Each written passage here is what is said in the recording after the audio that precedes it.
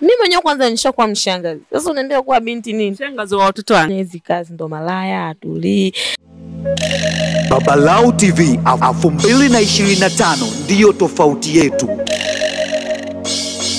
Mambo vipi watazamaji wa Babalau TV, leo nimeendaje? Na hatimaye mko poa kabisa, mwe pamoja nasi kufuatilia vipindi vyetu vya hapa na pale. Tunawaletea mambo mazuri na sio leo tu, siku zote. Ambaye yuko mbele yenu hapa kuna Shani na Grace. Shani, mambo? Poa. Jina lake maarufu ni Shantali, ila mimi napenda kumuita Shani kwa sababu ni jina ambalo nalitaka mimi. Sijui unapenda? Yote nataka kwa sababu hiyo Shani nimejipandikiza mwenyewe. Ila Shantali nimepewa na wazazi. Okay, lakini hata hivyo nataka kuendana. Mimi nifikiri Shani ni kwa ufupi. Mimi ndo nimeamua nifupishe hivyo hivyo. Yani ni jina ya Lucia. Ya kupewa na wazazi ndo Shantali. Shantali, yeah. Okay, Shantali uko poa? Niko poa kama unavyoniona. Mambo yanaenda kama kawa. Unapikia nini? Wageni tumekufuata hadi kwako yani. Yes, bilili mtaona ninachokipika wengi. Kabisa. Unapendeza. Asante. Nanukia. Yaani kama hujazaa vile. Kawaida mbona. Haya bwana, vipi hizi kazi zako za uigizaji ulizianza lini na mpaka sasa hivi umefikia kwenye hatua gani? Mimi kazi yangu ya uigizaji nimeanza 2023. Ndio nilianza kabisa kama vile kujifunza funza. Nilianza rasmi 2023 mwezi wa 7 ndio nikaanza rasmi. Ila vile vya naenda kuingia tena natoka ilikuwa 2024 sijakosea. Yeah.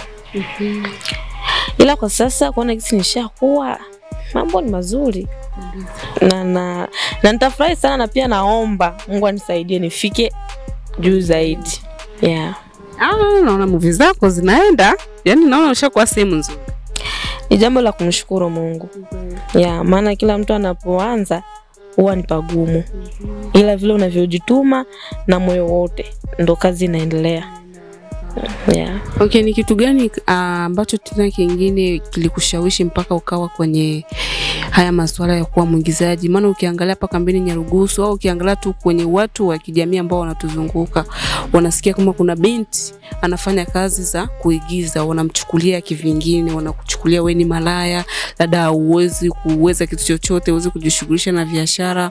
Wewe kama wewe hiyo jambo unalichukuliaje mpaka sasa hivi? Hilo jambo ni jambo la kawaida. Kwa sababu gani? Kiusema ukweli, yani hapa wazazi wetu sime paka mbili. Niseme wakongomani wazima. Huwa na hiyo asili ya kusema mtoto binti au msichana yote yule akifanya hizi kazi ndo malaya, atulii.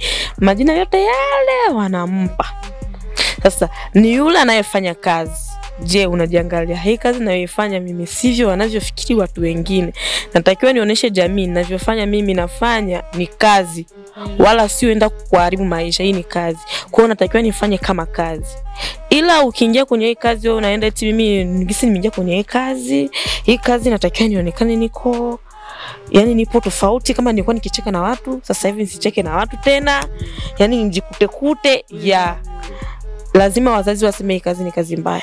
Lakini ukiingia kwenye kazi, maisha yako ulikuwa wewe na mtoto ulikuwa unacheka naye.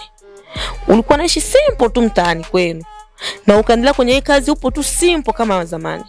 Hata mzazi wako kama alikuwa anakukataza, mwisho hata nao unafanya kitu cha maana au badiliki. Unafanya kitu kwa kupenda kuonesha mzazi hiki kitu unachokifanya sio kingine ndio kinaharibu watu, ila watu ndo wanaharibu. Yeah.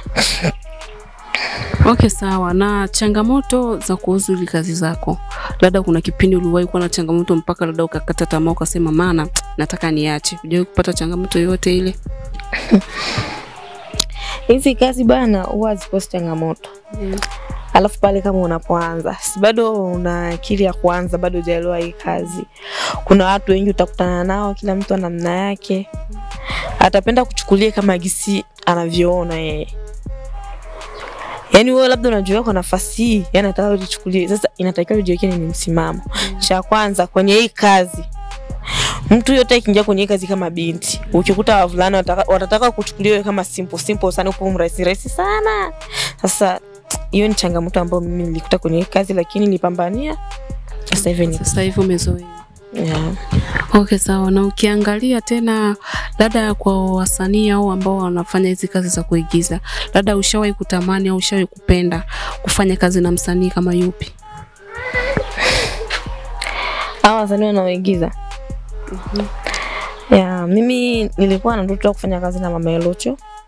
Nishafanya kazi na Melocho. Nilikuwa ndoto ya kufanya kazi na Melocho. Ndo nani? Mama Elocho, Mama Tausi. Okay, Mama Tausi. Yeah. Nilikuwa ndoto ya kufanya na Jackson, nishafanya Jackson kwa hiyo. Yaani hao ndo wasanii ambao unawapenda hapa kambini. Okay, na ukitokea msanii mwingine mwenye akataka kufanya kazi na wewe unaweza kuwa tayari? Mimi nafanya kazi. Mimi wasikatai kabisa kazi yote. Labda nikute nipo busy na mambo yangu, lakini kiwa huru yote ile nataka kufanya kazi na mimi nafanya. Yeah. Sasa kwenye kazi lako, yani hata mtu yote ambaye yuko mbali kabisa anasema mimi nataka nifanye, yani hata kwanza mnalipoga shilingi ngapi? Maana naona hii kazi, yani unafanya kazi yoyote, mtu akija tu na tenda yake anakuambia Chantal, leo nataka kuna kitu nakiandaa, nataka unisupport, na unaenda na hujaambiwa hata bei, unafanya tu, baada ya kufanya kazi ndo unapewa hela, si ndio? Au kuna kasiri kamejificha? Grace bwana, unajua nini? Kazi tunafanya kwanza kwa moyo, tunapenda. Hatufanyi kwa sababu eti malipo nini. Malipo inakuja baada. Kuna mtu kweli anakuja anataka afanye nawe kazi. Anakuchukulia labda ule mtu hivi kwa nataka nikafanye naye kazi, lakini ninavyomuona kweli ule mtu naweza nikamfanyisha kazi na mimi sina chochote cha kumlipa. Hapana, sio kila kazi tunafanya bila kulipwa. Kuna zingine kule tunalipwa. Ila ukija kuniomba mimi sina uwezo, nataka unisaidie na kusaidia tena vizuri. Ila ukija kwa kusema kama unanilipa, maana kulipo eti sio eti tuna hela hii ndo tunalipwa, ndo makubaliano. Mimi nataka unifanye kazi na wewe, ila mimi na hii hapa. Mimi naongea hapana, mimi hapo sifai, nafanya hapa. Au tunakubaliana ile kidogo kazi naenda, au basi tufanye hivyo hivyo. Au nitafanya tu bure na kusaidia. Kiro safi tunafanya. Yeah. Okay, sawa. Na ukiangalia kuna madada wengi sasa hivi ambao wako kwenye mitandao ya kijamii wanapenda kufuata watu inbox na kuanza kuwatusi. Vipi, ushawahi kukutana na mmoja wapo? Mimi sijawahi. Kweli? Maana kuna movie yako, kuna tulivyoangalia ile movie ambayo inaitwa Poloki. Hiyo movie ulicheza kama mchawi, si ndio? Movie yako imetrend sana, hiyo movie yenu imetrend sana. Na kwa nini ulipendelea kucheza sehemu kama ile? Yeah, unajua nini? Ukiwa muigizaji natakiwa ucheze cast zote zile uweze. Yaani sio watakazo kuweka. Inatakiwa uperform sehemu yoyote ile ambayo inahitajika mwanadamu kuperform.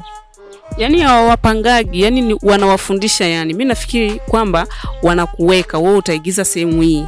Wewe utaigiza kama mjomba, wewe utaigiza kama mzee wa kijiji. Kumbe sio hivyo. Yeah, wanapanga, wanakuweka eti wewe unacheza hii sehemu. Lakini sasa inatakiwa wewe ujitume kwa kusema eti mimi ni mwigizaji. Kwa kama ni mwigizaji natakiwa nifanye ili ni kweli nifanye vizuri. Kwa sababu gani? Kweli kuna mtu ana sehemu yake akicheza anaweza. Na kuna zingine akicheza hawezi. Ila sasa inatakiwa hata kama uwezi uperform ili uwezi. Na hiyo sehemu mimi nilipenda kwa sababu nilitaka niperform vizuri. Kuna movie ambayo niliwahi kupewa ilikuwa inaitwa Balanga Nsenge. Nikacheza kama dada yake Elocho, mchawi ambao nilikuwa na mrogaruga na ni Mariam. Ile movie waliniambia eti nitakuwa mchawi, nilikuwa nakataa sana. Tulicheza uchawi hapana. Uchawi hapana. Lakini nikaona gisi ile sikuitendea haki, japo ilikuwa nzuri pia. Sikuitendea haki. Na mimi ni mwigizaji natakiwa nicheze sehemu tena nitakayopanga. Acha kwa hii nijaribu kama nitaweza. Ndio maana nilijaribu. Yani ile penye umeweza. Yani ile movie kila mtu anakuongelea mpaka nikasema udada ni jasiri kweli. Mpaka umeamua kwenda kuigiza wewe ni mchawi. Wakakuita kwenye ulonyeji. Si ndio?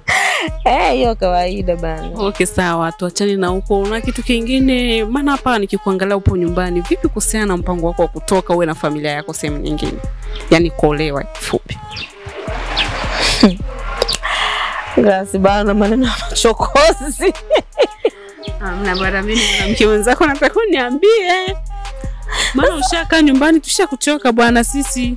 Tunataka tu tunakuja kwako tunamkuta shemeji huyo hapo. Tukifanya interview tunasema shemeji yupo. Aje basi na wape hai watazamaji wako ambao wanafuatilia vipindi vyenu na sisi pia. Hapa tushazoea kumkuta mama. Gazi mpango wa kuolewa mimi sina. Kwa nini? Kwani utanioa? Na kaka zangu wengi. Niambie kwa nini? Utoe kwanza sababu kama 2 au 3. Basi subiri nikwambie. Mimi nilikuwa naolewa. Na kama nilikuwa nimeolewa, sijafanya hata miaka 5 toka nitoke kwenye ujumba wangu. Kwa hiyo zile stress zile bado zipo kichwani zijatoka. Kwa hiyo sasa hivi napenda sana navishi kwanza mimi na watoto wangu na walea wenyewe na wakuza wenyewe na wavishe wenyewe. Yaani hivi napenda. Kwa hiyo hata hivi tukiposti hii movie hii interview ambayo tuko nayo hapa, labda kukatokea mtu akasema Grace ule dada ameolewa, nataka nje nimwekee hela, nikatae. Na wakati najua kuna piskali huko. Nisikuunganishe. Vya kuolewa tena. Mwambie huyu hajataka kuolewa. Kwa nini? Sijataka bana. Kuolewa nini bana? Wewe kama wewe hivi ukiangalia kuwa mshangazi, na kuwa binti, unaweza kaenda kwenye upande gani? Mimi mwenyewe kwanza nishakuwa mshangazi. Sasa unaendelea kuwa binti nini? Mshangazi wa watoto wangapi? 3. Sasa ndio mshangazi. Mimi mshangazi. Jani bwana wewe bado binti. Mimi mshangazi na mwili wangu ambao Mungu amenipa. Mshangazi kabisa original. Sawa. Kwa nini sasa unakataa zile stress ambazo zipo? Si wanaume wote wapo hivyo. Ukiangalia wanaume ndio. Mimi na kaka zangu wanatafuta mwanamke, na ndio maana mimi nimekuuliza kwa nini hautaki kuolewa. Ukiachana stress za wanaume wanasumbua, wanapata stress nyingi tu sana. Kwa hiyo mimi ningekuomba uniambie tu sababu hizi 2, watazamaji wa Balao TV ambao wanakuangalia sasa hivi na watazamaji wako ambao wanafuatilia Boloki wajue kwa nini wewe unataka kukaa maisha ya usingo. Mimi sijasema nataka kukaa maisha ya usingo nani siku zote, ila kwa kipindi hichi nataka nika kwanza single. Ila Mungu akisaidia huko mbeleni nikinishampata huyo bwana atakayenikubali nini na nini na watoto wako na mzigo wangu yote naolewa. Ni wewe tu kweli. Aya, kamwambie kakako aje kama atanikubali. Sasa kwani wana kasoro gani? Si unazaa, lakini mwanamke ambaye hazai ndo ana kasoro, lakini wewe tayari una vitoto viko hapa. Kwa hiyo hapa atutishiki. Leba penyewe unapajua pakoje, si ndio? Kwanza unavongelea hiyo neno leba. Wewe unapajua. Haya, mimi sijafikaga basi leba, sijapafika.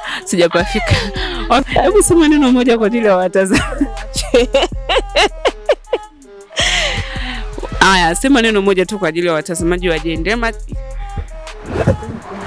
Watazamaji wa Balao TV ambao wanakutazama sasa hivi na mashabiki zako ambao wanafuatilia movie ya Boloki ambao umeitwa Honolenyeke, unaenda kusema mambo ya watu, shamroga mtoto wa watu asizae. Yaani wewe Chantal wewe, hebu sema neno moja wakusikie. Mimi shabiki zangu nawaambia nawapenda tu sana. Na wasichoke kunifuatilia maana mimi bila wao siwezi wala sio chochote.